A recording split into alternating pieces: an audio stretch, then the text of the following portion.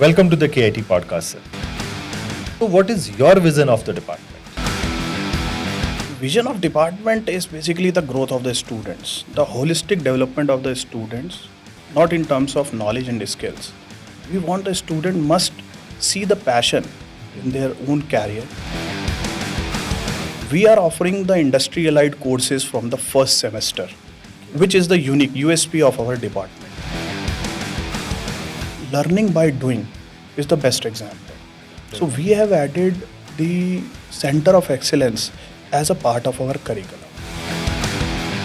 One student who is pursuing the cybersecurity stream can also go for the quantum, make a good project. Our faculty members, our trainers are available there to handle them. We have the continuous guest lectures from the alumni, from the industry persons.